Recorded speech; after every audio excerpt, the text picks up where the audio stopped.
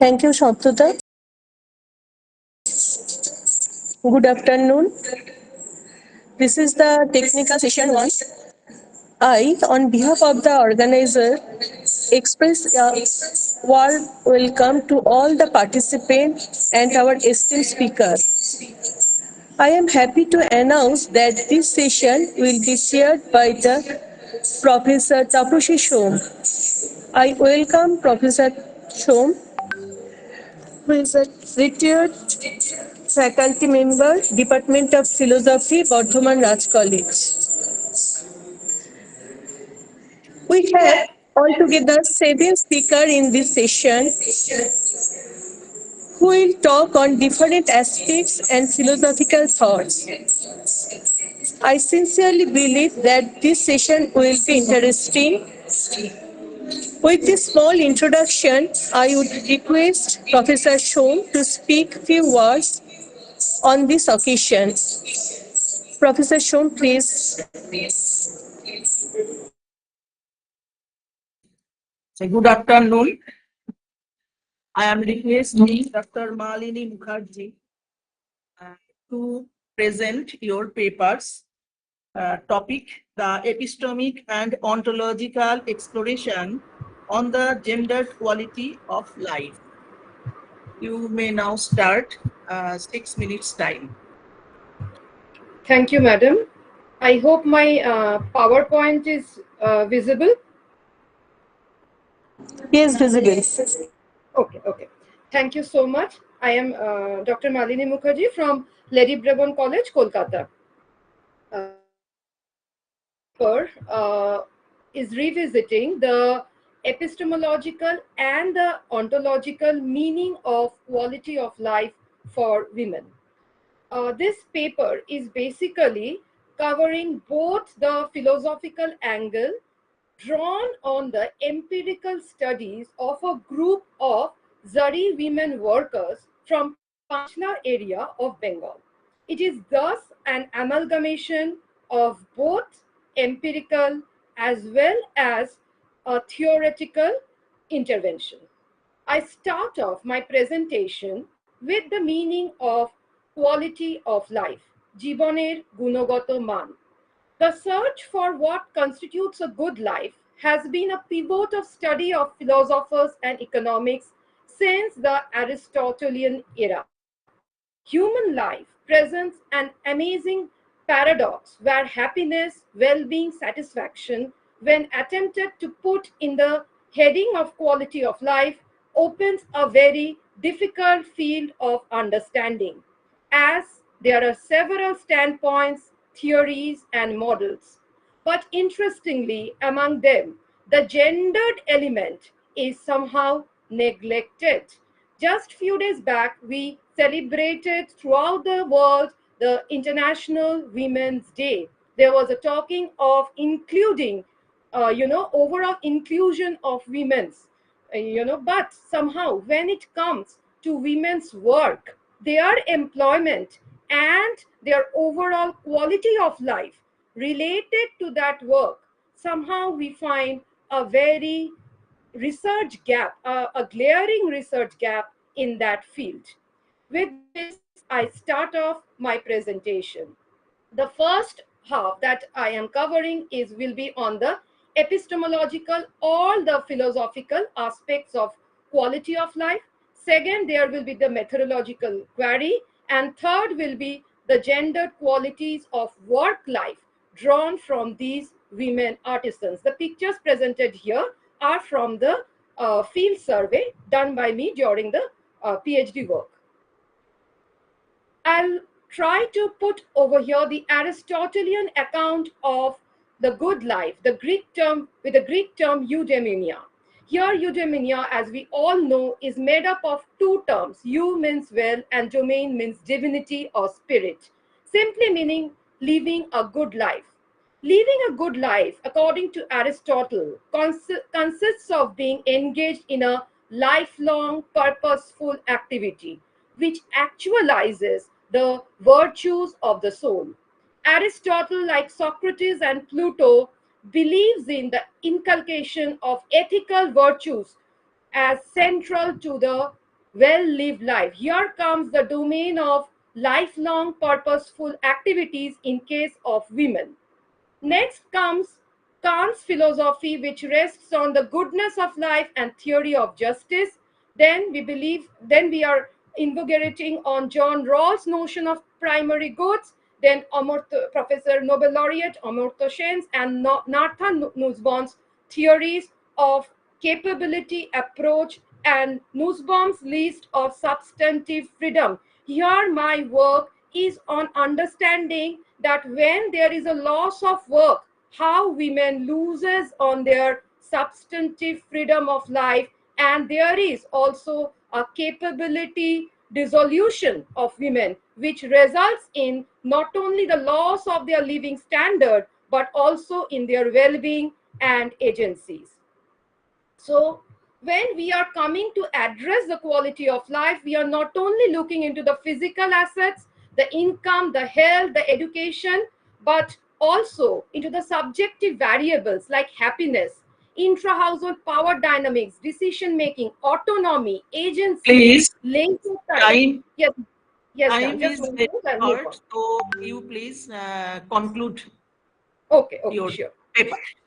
Yes. So the last I would like to say that this, when we are bringing this contour of gendered quality of life, then we will understand that work is not only the activity; it is also the essence of one's well-being, essence of one's personhood, of one's identity, as Amartya Sen says that loss of work results in identity disregard. And here in my paper, in my presentation, which addresses the destitution of work of the subaltern women, it is not only the sense of economic loss, but loss of purposefulness, a sense of victimhood, which results in a keen sense of destitution and fatalism, which results in lowering the overall gendered index of a well-lived life, which Aristotle calls a purposeful life. That's all. Thank you. Thanks for your patience here.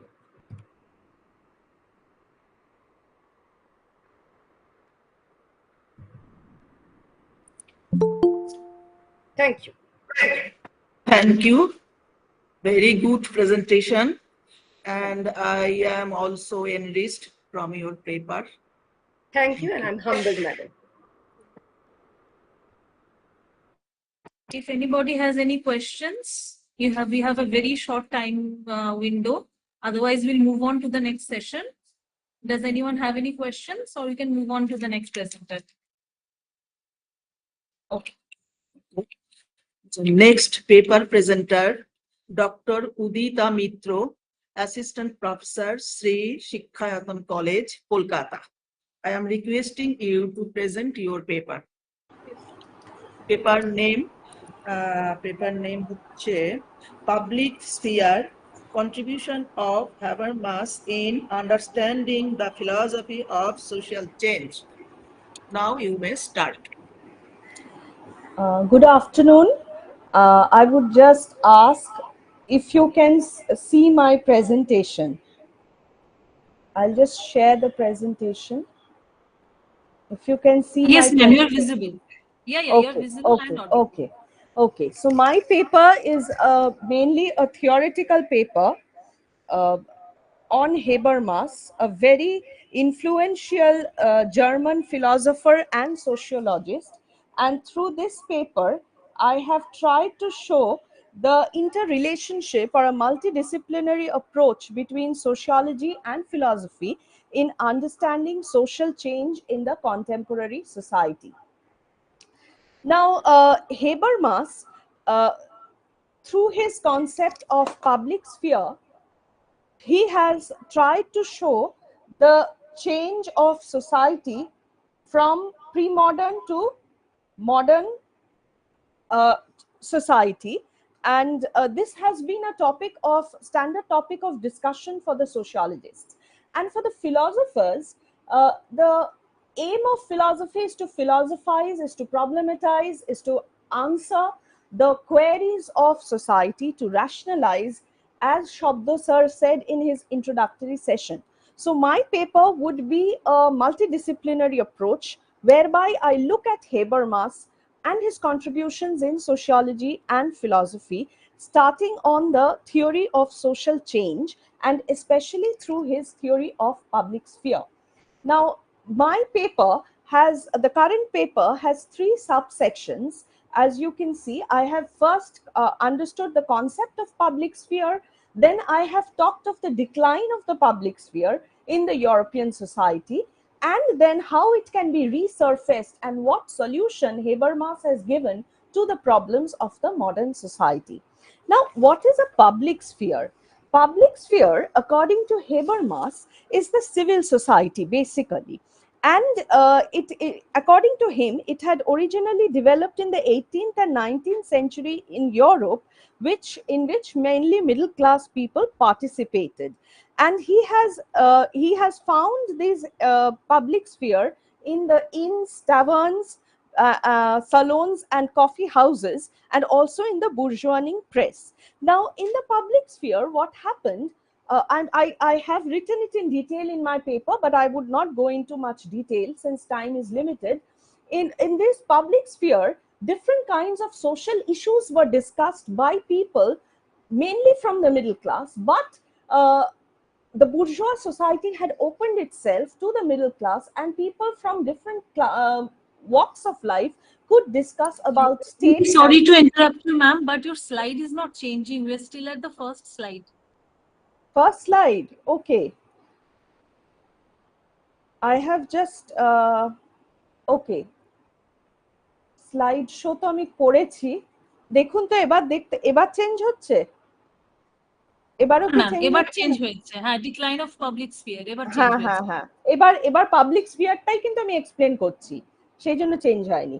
So public sphere হচ্ছে এমন একটা জায়গা যেখানে people could take free discussions regarding state, the violence of the state, এবং many other topics which perhaps were not allowed in the feudal society. And therefore, public sphere, according to Habermas, was a very important space of rational discussion. Now, in the second part of my paper, I have talked mainly about the decline of the public sphere, এবং তার ফলে how Habermas has shown a change in the society or social transformation. উনি কি বলছেন? Public sphere gradually towards the 20th century, and with the inroads of capitalism, with capitalism sitting tight, and with the coming in of globalization, this public sphere was dominated by very important by the media. And উনি বলেছেন যে public sphere is the only way, মানে modernity হচ্ছে একটা ভীষণ progressive and liberating society, and সেটা আস্তে আস্তে কি হচ্ছে, it is going under the influence of the media dominated society that we are living in today, and the media is shaping our values, shaping our attitudes, shaping our ideology. And rather than we are যেটা হেবারমাস বলছেন যে public sphere is the open discussion, kindly sum up quickly, we are almost out of yes, the public sphere was it has been dominated by the media, and the society is moving towards an unequal society. And the way out that he gave is developing communicative rationality. Communicative rationality মানে উনি বলছেন একটা morality developmenটের কথা, একটা ethical জায়গা যেখানে people can again freely discuss on topics that will be controlling the powers of the state. এরকম একটা জায়গার কথা উনি কমিউনিকেটিভ র্যাশনালিটি নিয়ে বলছেন। Habermas has been criticized by many theories, and the main criticism hurled against him is that he was too utopian because he was mainly speaking on assumption. But Please wrap up, ma'am. yes, but the greatest conclusion that we can draw from his theory is that he understood change of modern society. He looked at it from a critical lens, and he also found how he also said that how media is dominating society, and he developed a place for wisdom to take over so that we can come back to a very democratic social structure. Thank you. Thank you madam, খুব ভালো presentation, এবং হ্যাবারমাস সম্পর্কে আমি নিজেও একটু enriched হলাম, ভালো লাগলো। Thank you, ma'am. Thank you, thank you. কার কোনো প্রশ্ন না থাকলে আমরা এনি কোশ্চেন? আচ্ছা, নেক্সট হচ্ছে নেক্সট রিডার মানে presenter mister Anirban Mukherjee, research scholar, IIT Guwahati. The topic: Reconsidering Business Ethics, a comparative analysis of Rawlsian social contract theory and consequentialist approaches. Good morning, everyone. Anirban Mukherjee. Okay. Good morning, everyone. Let me just quickly share my presentation. Is my presentation visible? Is my presentation visible? Yeah, your screen is visible.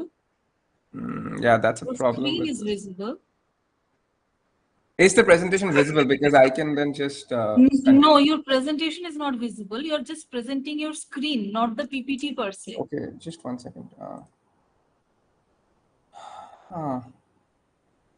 How do I start?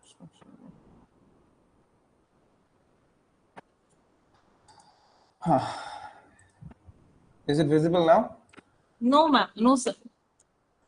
Still not visible. Presenting. It's going now. Yeah, now it's visible.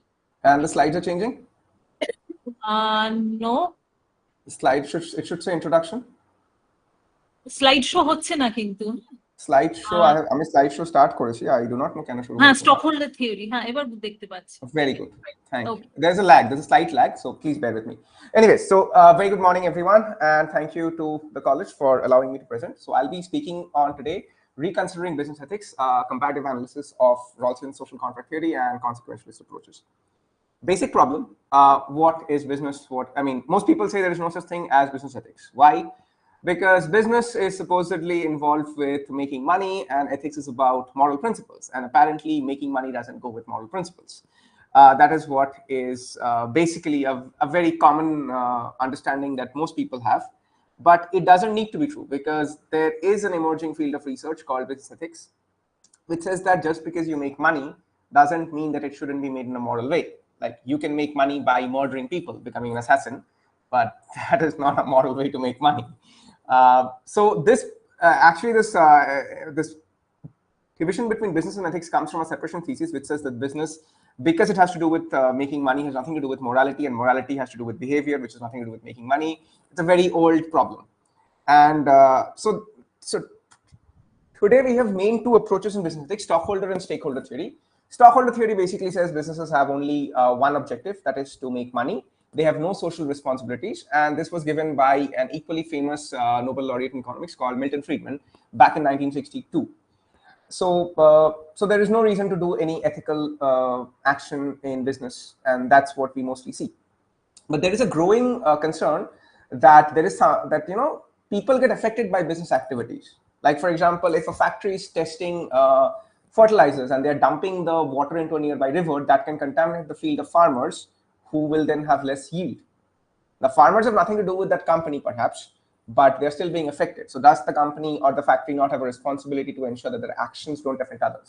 So this is called stakeholder theory. Even without being a client or a consumer, you can be affected by a business. So businesses have a responsibility to act in a moral fashion. This is not a rejection of pursuit of profitability. It just says that take care that your actions. So business ethics mostly comes in when we talk about stakeholder theory. Now, what is consequentialism? Consequentialism basically says undertake those moral actions which the greatest number of people affect, get affected in a positive manner.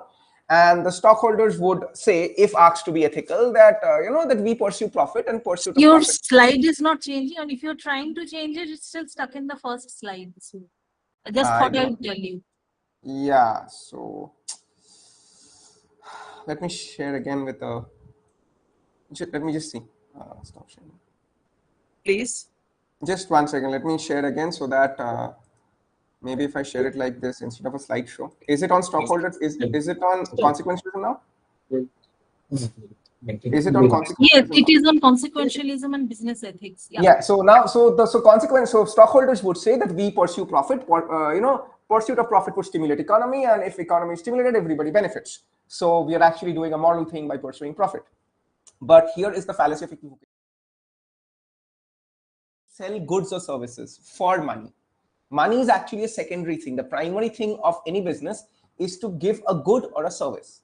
So that is the motive, to provide a service to society. And that service has to be a good service, because if a business is trying to sell drugs, for example, it's not considered a business by any government in the world. So profit actually becomes secondary. So stockholders are basically equivocating purpose of business, which is profit, with the motive of business, which is to do basically to do good. Now, there are some other problems also, difference in obligations, all that. We'll come to that in the next slides. So the first problem of any consequential theory of business ethics is stockholders are always less than other stakeholders. So people would always say take actions which benefit other stakeholders, which basically means that we are being over demanding, which basically means we're asking the company to sacrifice profit completely and do nothing but good, basically making a for-profit organization a not-for-profit organization. That is not how economics works. That is not possible. It would also be unsustainable, because trying to do good all the time by sacrificing profit would be unsustainable, and the company would go out of business. That's also not something. Now, the problem of this happens because consequentialism is agent neutral. That everybody. Yes. You come to conclusion. Yes, I'm almost done. There's just 2 slides left. So consequentialism is basically agent neutral. That is why this problem happens. Everybody has the same value. Now, the difference with social contract theory is social contract theory talks about different principles of right contract as a rational agreement. Now, corporations have a lot of power today because they are a mass of social power or financial power, and they have a lot of social and financial capital to play in the world. So this would motivate the difference principle behind the veil of ignorance, where we to take care of it. Like in an original position, you would choose those principles which would benefit the worst of in society. Companies are not the worst of. It is the clients who are the worst of. People who get stakeholders who are the worst of. So the idea is, because corporations have more wealth, they would have to interrupt করছি, time is over. Thank you. Okay, thank you so much. Hope you have Can quickly conclude in 1 or 2 sentences. So the basic idea is that we motivate the difference principle behind the veil of ignorance, because behind the veil of ignorance, we do not know whether we would be a corporation or a stakeholder after the veil is lifted. So the idea is, because corporations have greater power, they have to take care of social and economic inequalities as well. There could be an objection that corporations are not part of the basic structure, but there is a certain quote which I would have shown, that Rawls says that all principles of domestic justice also flow to local justice, which is basically what governs associations, which are also basically corporations. Thank you for your enhancing presentation. Okay. Thank you so much, Professor. Next, Abhijit Tarokdar. I am announcing the name Abhijit Tarokdar, research scholar, Presidency University, Kolkata. Subject. Ma'am উনি বোধহয় ঢুকতে চাইছেন, ওনাকে যদি একটু accept করা হয় গ্রুপে লিখেছেন। হ্যাঁ, একটু দেখুন। ওকে ওকে হ্যাঁ হ্যাঁ হ্যাঁ, আমরা এক্ষুনি ব্যবস্থা করব। Just give us a second.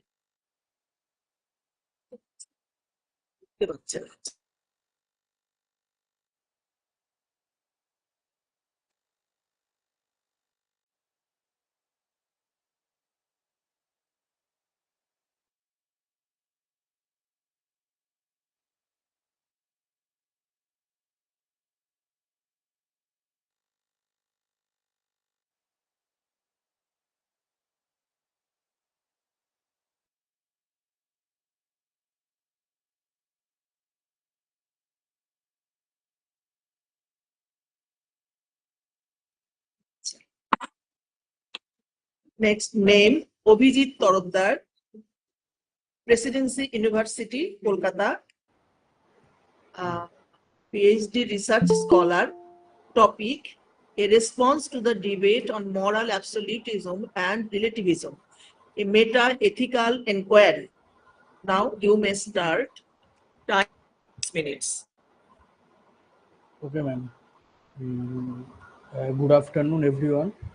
The title of my paper is A Response to the Debate on Moral Absolutism and Relativism, a meta-ethical inquiry from Wittgenstein's perspective. So, here we have actually, in this short research article, our discussion will be focused on the question that whether moral judgments are absolute or relative from Wittgenstein's perspective. So, in the beginning of 20th century, the analytic turn in Western philosophy accelerated interest in the discussion of metaethics with a new analytical approach, and which seeks the answer to the question regarding the debate between moral absolutism and relativism, which also revolves around the nature of moral judgments.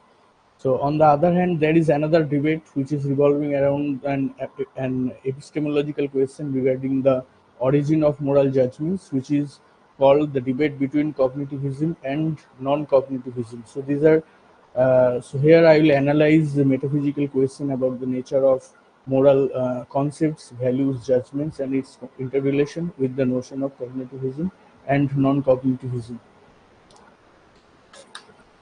So as the time is short, I will move on to the Wittgenstein's ethical approach. It is necessary to analyze the early Wittgenstein's understanding of ethics to know his view about the moral status of ethical judgments, whether it is absolute or relative.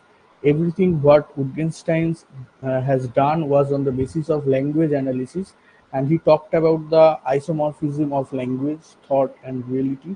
And the ethical approach of Wittgenstein is also the outcome of his such linguistic analysis. So, in this article, we will be limited our discussion in the ethical understanding of Wittgenstein only. We need to discuss some important concepts like good, evil, scope of philosophical inquiry to understand his ethical view. So, his view on ethics. So, according to Wittgenstein, the task of philosophy is not to make theory, rather to clarify our thoughts. He opines the object of philosophy is the logical clarification of thoughts. According to Wittgenstein, ethical statements are actually manifest